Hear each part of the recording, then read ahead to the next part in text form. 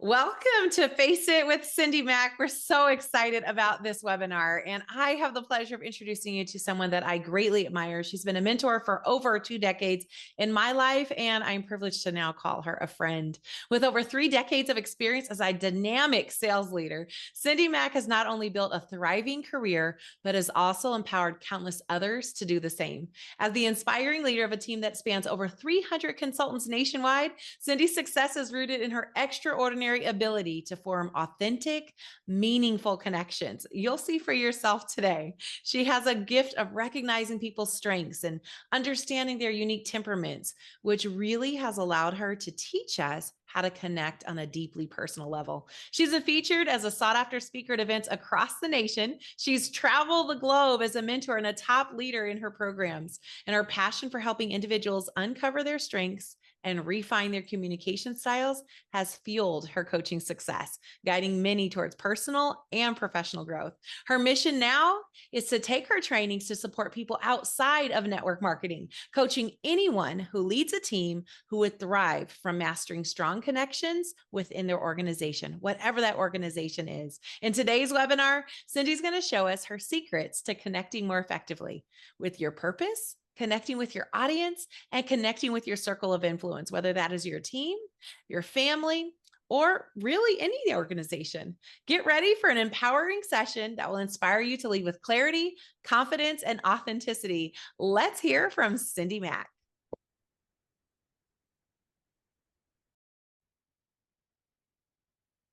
Thank you so much, Bree, for that great introduction. I appreciate you, and I appreciate everybody as you're jumping on. Welcome. Thank you so much for taking part in this. And if you have any comments, be sure to put them in the chat. Any ahas and takeaways, I'm going to check that out later because I'm not going to be able to while we're doing this, obviously, but I look forward to that. And you're going to get the recording in an email afterwards, so be on the lookout for that. And check your junk folder just in case. Okay, I'm gonna dive right in. So let me go to my screen share and go back to this. And here we go. Okay, so making authentic connections is such a huge part of just I'm going to stop that for a minute because I want to share this with you. Make authentic connections is really a huge part of who I am. This is literally like my purpose in life, is to share this, to learn it. It is a superpower and a weakness all in one. Relationships are so important to me. And I realized early on that they are so hard. I made so many mistakes and continue to, because it's a journey of connecting with people and working and dealing with people, because people are hard, they're messy, they're complicated, right? And so I created this and many other things to teach what I've learned over the last 5 years. Specifically, I did a deep dive into making authentic connections, one in you as a person, you personally, and your identity. So I learned and really studied first me, it starts with you. So making authentic connection with you really builds confidence, and it also helps you to make better choices. And then you want to make great connections with the people that you lead and the people that are in your audience. And those people, you build those connections so that you can build trust. They can get to know you. You build trust. And then you also gain influence when you authentically connect with these people. And then the third group are the people that you do life with. You live with them, your friends, your family. Making connections with them is just and authentic, and I don't want to skip that word. It allows you to have deep, meaningful relationships that stand the test of time, that you go through conflict in life together and it lasts because you do have this special connection. And sometimes you feel like you have a connection with people, but there's dysfunction there. We're going to talk about that too. But I want to just go ahead and jump right into the meat of this. And here we go. So the first thing I want to talk about and bring to your attention is EQ. 15% of people are self-aware. I mean, can you imagine that? 85% of the people in the population are not self-aware. Now, some of you may know parts of yourself, Like, certain quirks about you, certain strengths, certain, obviously you live with yourself and you get to know yourself in that way. But a deeper way, what I learned in the last 5 years with the tools I'm going to share with you was the most and I've always been a self-working, like I work on myself, always. I've always been like that. But what I got out of the last 5 years, I was like, where have I been? I learned so much of why I was having difficulty with certain relationships, why there was a disconnect in certain areas of my life to grow and to change and to move forward. And so we're going to cover that. And then also IQ and EQ. I'm going to talk about EQ because IQ and EQ are very different. IQ is your intellect of being able to take in information and learn. And that's 20% of what we do. We need that because most of what we do is interacting with people. And that's the 80% part where EQ, or emotional intelligence, and growing in that is so vital because, people are so important. Communication, really, 90% of what we communicate is nonverbal. And so it's really how you show up. It's how you've worked on yourself. So when you show up, are you showing up confident, prepared, acknowledging and knowing what you bring to the table and what you don't? And that communication that you bring a lot of times just in your energy and your presence makes a mark and it makes a difference. And so let me just tell you, first off, in your identity of knowing yourself, and then in your EQ, that's how you're going to start to connect with yourself is developing your identity with some of the tools I'm going to give you. Your being and your true self will always inform your doing. And Jamie Winship, awesome book, I'll share with you later. But so your being informs your doing. So many times we take action on how we feel or what the crowd is doing or what somebody around us that's a stronger personality says or does or how they are carrying themselves. We try to be that and we're not being true to ourselves. And so we first have to be true to ourselves, and that's going to help us make decisions and point us in the right direction. And then EQ, here's the definition of emotional intelligence. It's your ability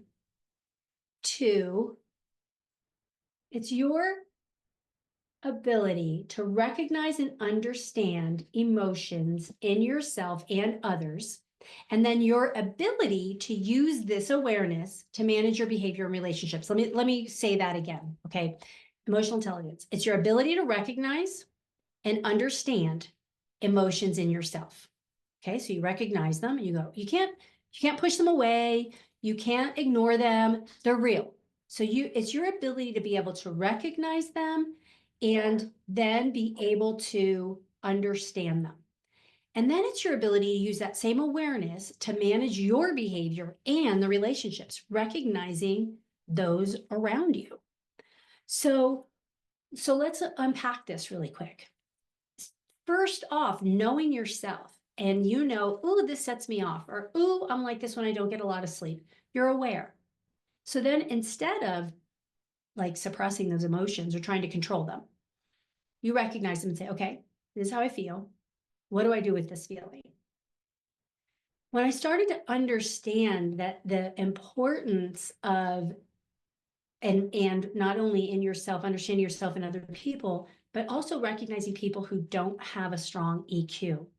And a lot of times they get offended easily. They're very defensive. I've seen it happen and play out in relationships where one person keeps trying to please and they're trying to figure out the person, and the other person is so, they have their own paradigm and their own perspective that they don't recognize, one, the triggers in themselves, what sets them off, and how to manage those emotions instead of just letting them out. And then also, when you see someone who does not show compassion or allow the other person to explain why they did something, that they're assuming their motives and they're offended by them doing this because they think it's about them, and it's not. So being sensitive to why is that person acting that way? Let me step back for a minute and either ask more questions or not assume the motive. and manage all I can control is my emotions, right? So emotional EQ is huge because we're dealing with people all over the place and all the time. But we're going to start with you, right? Because let me share screen again. It starts with you. It's not about you, but it starts with you. And if it doesn't start with you, then I'm going to tell you, it's going to be about you. If you don't do the work, and that's where I had my aha, I'm not even looking at my notes. My aha was about 5 years ago. And in that time, I had hit a point in my life. I was so frustrated and I was ready to give up. Now, I was not suicidal at all by any means, but I was at a point where I was just like, I give up. I'm sick of trying. I don't know what else to do. I'm sick of myself. I'm sick of everybody else. I can't change. And I was so frustrated that it jolted me into taking a long, hard look at myself. Now, I had done assessments before. I had read lots of books. I had been to counseling, but I knew I was missing something.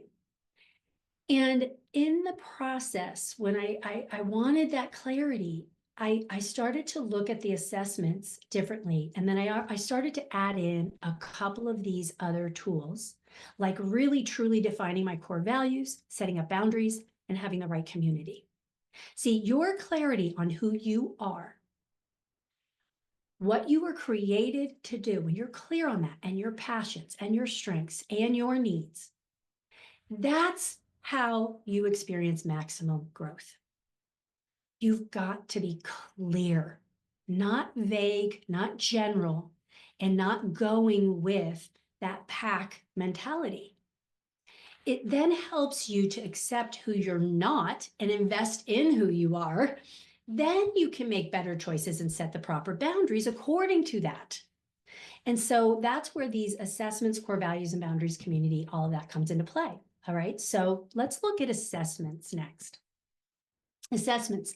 I like Strength Finders and Enneagram. I also love, there are these 5 core needs. There's some other assessments that are really good, but let's focus on these for now because I told you I was going to give you 5 tools. One of them is EQ. We went over that. Strengths, Enneagram, and identity statement. I'm going to go over those, and then I'm going to end with community. Because there's no time to go over boundaries. All right, so the first one is strengths. Strengths comes from Strength Finders by Gallup, Gallup Strengths.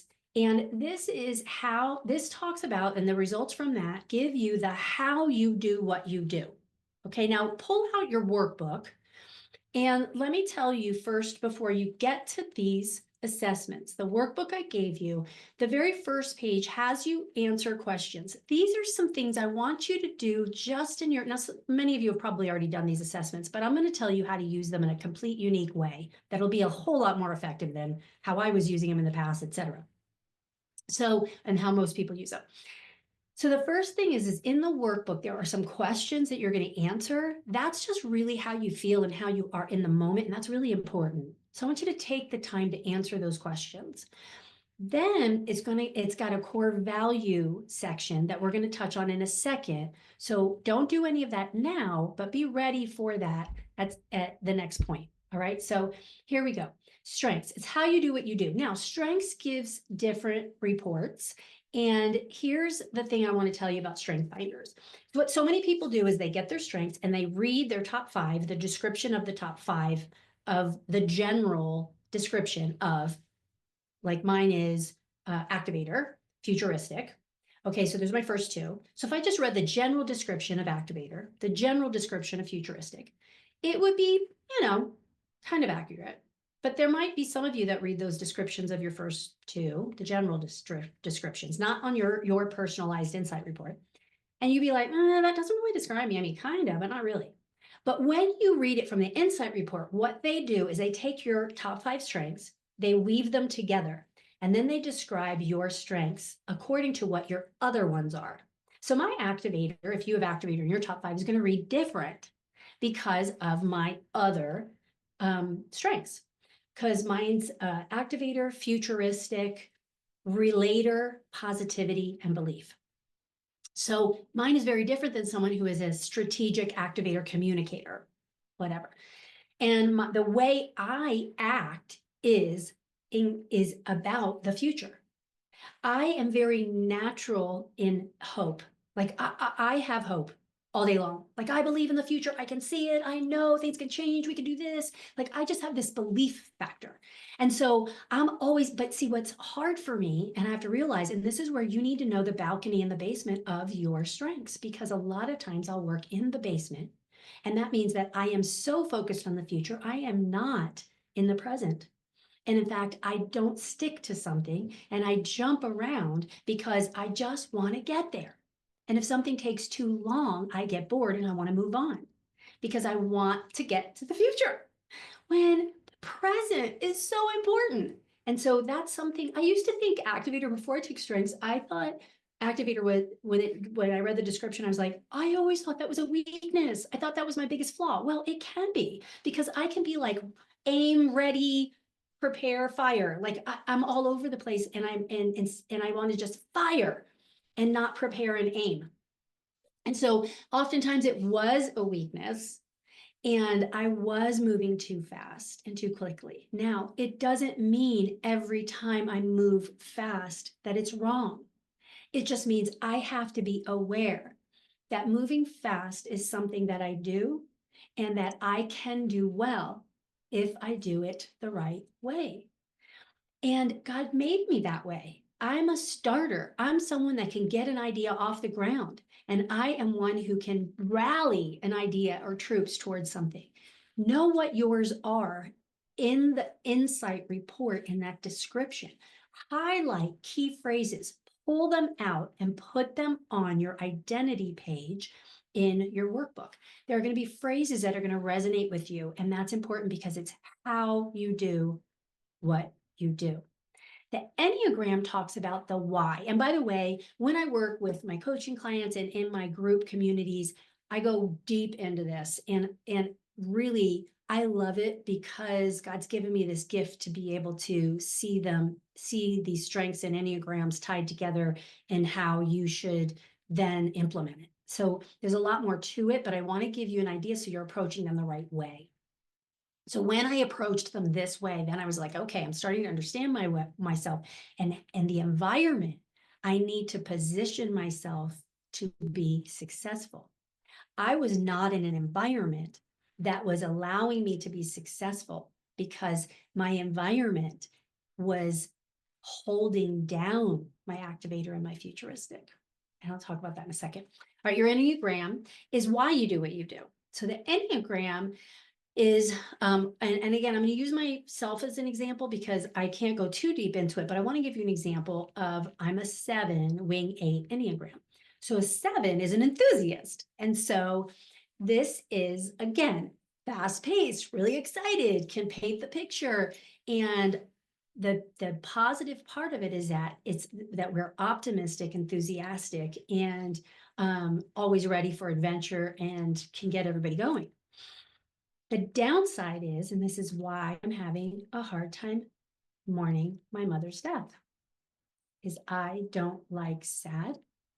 I don't like negativity. I don't like disappointment, discouragement, hurt, pain. I want happy. It was also why it took me a long time to learn lessons in my life because I want to hurry and get to the happy.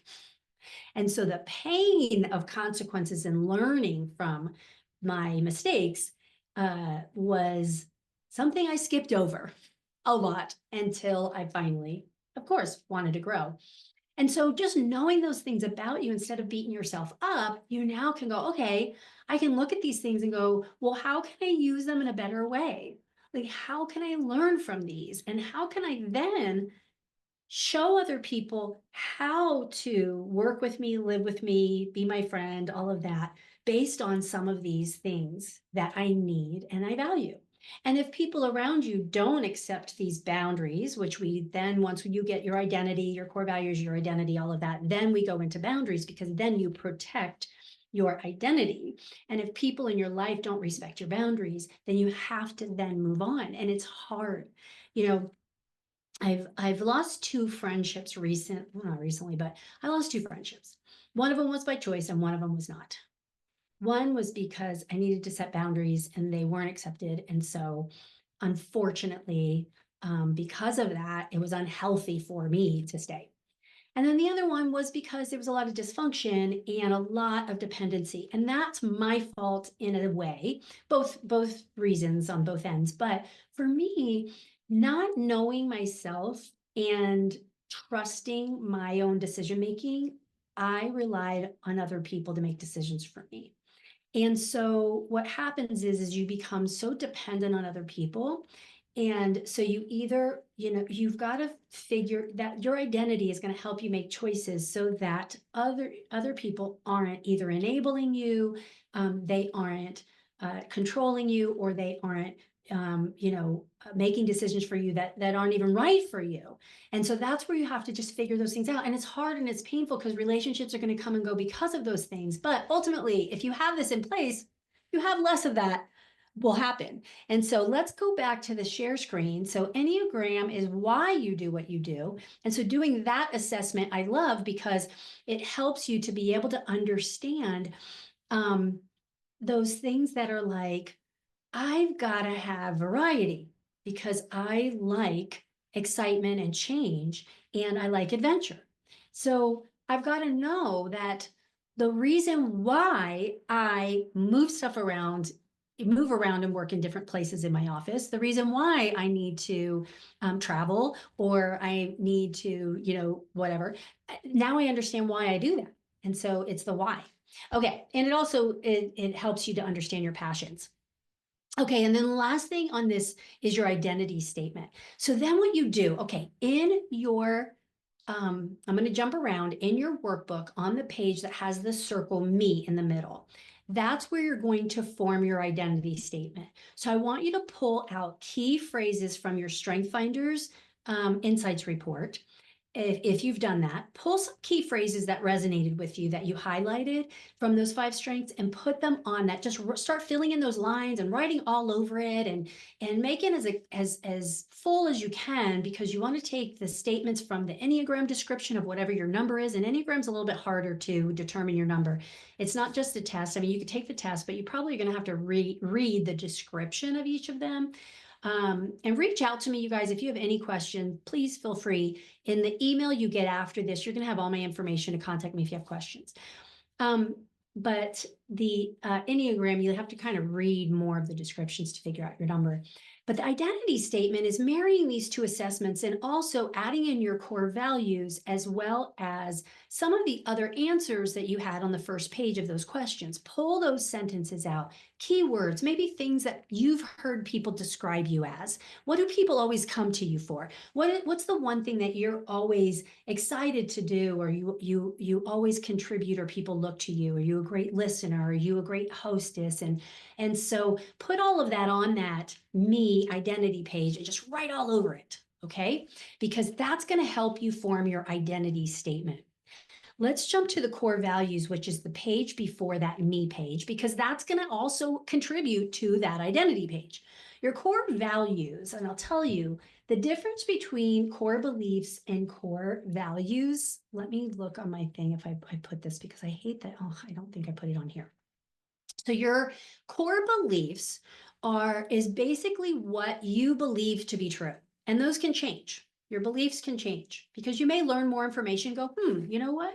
I don't believe that anymore. Or I've changed kind of my perspective on that. Your core values never change. That is basically what makes you you. It's something you need to protect. It's something that helps guide your decisions.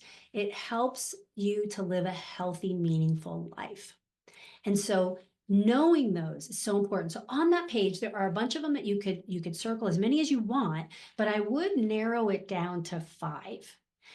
Because yes, all of them sound good, but what are some that you literally would either fight for or you would just not even, you just couldn't imagine life without? I couldn't imagine life without humor. Like, I need laughter. Like, I love funny. My closest friends and my husband has to be funny. Okay, like funny is very important. So humor. and my faith. My faith is so important. Authenticity, so important. There's other things that are important, but those are like 3 things that make me tick. Like I suffocate if I don't have them, or I'm not happy if I don't have those 3. Okay, so that's kind of what you're going to be thinking about when you're putting together your core values. Now you're going to start with this. Examine how you spend your time. That's going to tell you your core values. Analyze how you react in different scenarios where that particular value was professed or threatened. I know a lot of times when I'm in a space of worship at church or wherever, it just takes my breath away. I just know the depth of my faith. So now I know that needs to be one I circle.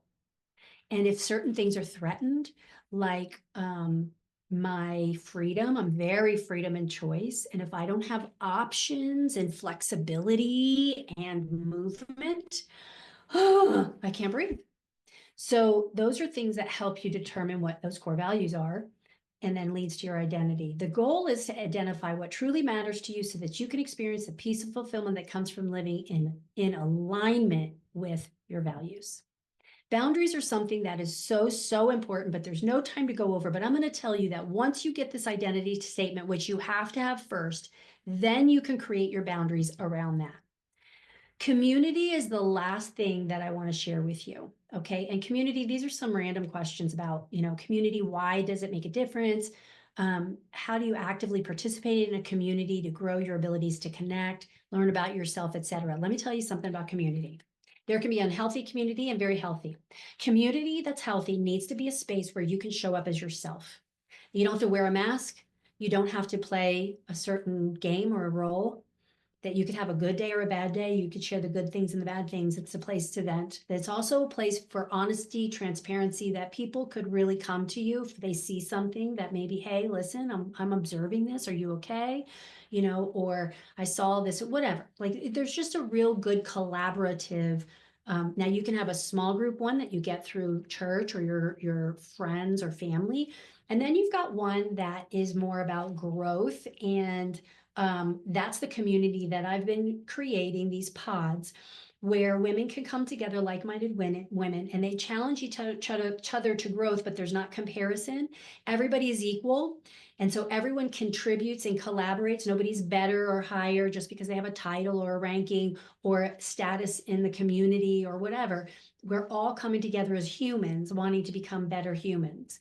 And so in that space where you can show up, and then there are tools that you could use and go through to help to expedite that growth. When you have community, you grow faster. And I love faster. That's why I love community. And so these pods are designed for you to be able to be around. They are curated and they are customized to put together the women that are in pretty much the same place and wanting growth as similar things, different types of people, so that there's like eclectic mix, and we make each other better, and we bring together different experiences and strengths, but it's small. And so I'm going to close with that, and I'm going to share with you, I have these pod communities that you can be a part of if you want to. We go deeper in all of these things. It's so important. I scratch the surface, getting you to think. These assessments are not just for you to look at them and go, oh, that's how I am. That's me. Good to know. I knew that, whatever. What's it going to tell me? Or don't label me. And that's the wrong perspective. None of them are the end all. They're all just pieces of the puzzle. It's coming together and having, whether a coach or a community, to help you clarify those. Your identity statement is the end in mind. In these 90 days, I'm going through these next groups of pods that we are creating. I'm going through 90 days to get that identity statement down, so that I'm telling you, it changed my life. It literally got me to a place of, I actually feel free. I feel like I can do all that I was called to do now without apology. I'm not feeling like I need approval anymore. Yes, do I want people to like me? Yes. Are those temptations always going to be there? Yes, of course. But it is not like it was. It was so bad. It was so bad. I feel clear, but it took work. and taking the time to write it, read it, and pray about it, and just like really dig in, it is life changing. Then we talk about how do you use that with the people that you're connecting with so that you can help them grow and you can build stronger relationships. So I'm going to do the screen share one more time so I can walk through these pods with you just in case you want to be a part of this. This is how it's going to flow. All right, here, what's included? Here's what's included. First, there's going to be bi-monthly group coaching on a Zoom. Okay, so 2 times a month, we get together, we can see each other, we can talk and collaborate in real live time, which is great. This value of this coaching, if I were to just flat out go to the market for a group coaching that meets live 2 times a month, not recording, live, it would be $900 total value for 3-month period. Guest speakers, I'm going to bring in guest speakers. To pay for guest speakers at different times throughout the 3 months, it's estimated to be about $1,500 at their cost fee to do that. 3 courses on a variety of skill-based topics. Like I told you, we're going to go deeper. So there's going to be courses that we're going to cover each month in these 3 months. And that's a $400 value. The next one is an Unleashed Ranch Retreat. The value of the retreat is $12.99. You're going to get it substantially less if you choose to take part in it. That part's optional. It's not included in the monthly pods, but it is something that you will be able to go to for a fraction of the cost of what it normally would be. And then having a network of growth-minded women nationwide, it's priceless, priceless. The value of all of this for the 3 months, total 3-month cost normally would be $4,099, right? Well, it's $49 a month.